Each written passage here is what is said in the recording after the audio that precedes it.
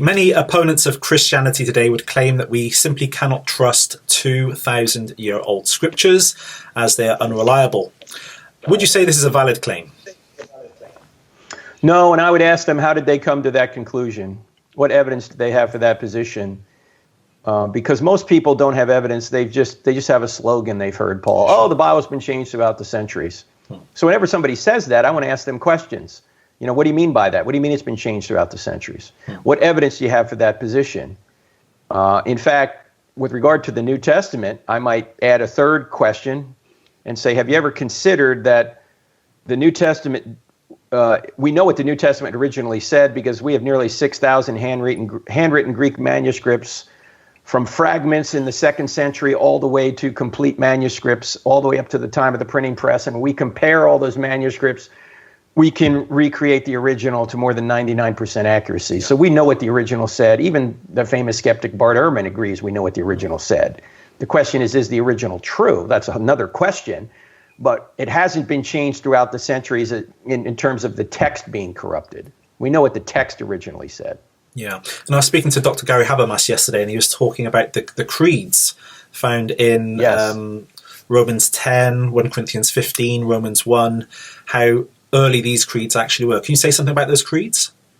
Yeah, Gary's the expert on it. He's identified 41 creeds in the New Testament that are earlier than the documents themselves. And I think the most important one is 1 Corinthians 15, verses 3 to 8, because that names what happened to Jesus and who appeared to him.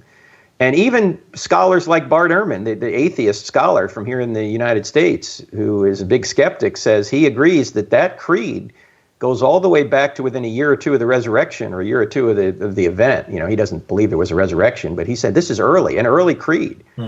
And Paul just wrote it down in about 55 AD when he's writing to the church at Corinth, but he's saying he received this earlier than that.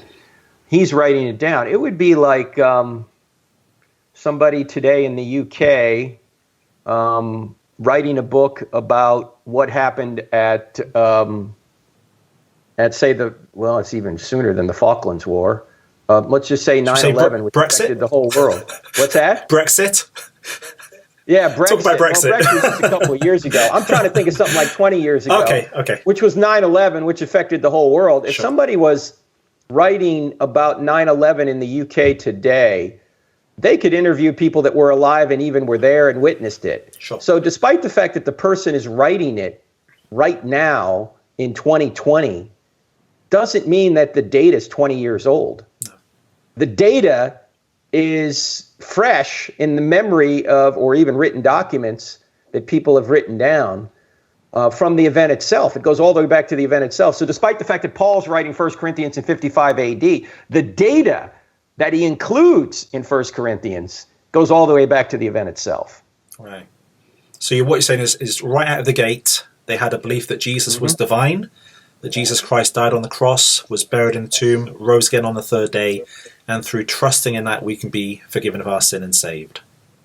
Goes all the way back to the beginning of the Christian creeds, all the way back to the beginning of Christianity, right to the resurrection. And I think what people don't understand, Paul, and it really didn't dawn on me until recently, I always tell people this. I always say to people, Christianity is not true because a series of documents we put under one book we call the Bible says it's true.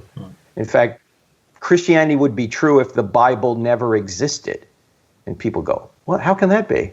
Because Christianity did not originate with a book, it originated with an event. Yeah. It originated with the resurrection. And I always say, do you realize there were thousands of Christians before a line of the New Testament was ever written? How? Why? How? Because Christianity is built on an event, not a book. Now, later they wrote down books so we could know about it and orient our lives to it. But there would be no books written by Jews in the first century about Jesus rising from the dead unless he did rise from the dead. Why are Jews writing down something they didn't believe in initially, that someone would be resurrected in the middle of time, not just at the end of time, and somebody who is a man could be God and claimed to be God, they didn't think those two things were possible. No. They didn't think resurrections were possible in the middle of time. They didn't think a man could be God. That was blasphemy. Absolute and yet blasphemy. here they are saying all this happened, and then they go and die for it. Why? Because it really happened, right? So I always say that the New Testament writers did not create the resurrection. The resurrection created the New Testament writers. Excellent. You wouldn't have documents from the first century written by Jews about Jesus rising from the dead unless he did rise from the dead. You wouldn't have a New Testament unless the resurrection occurred, in other words. Yeah.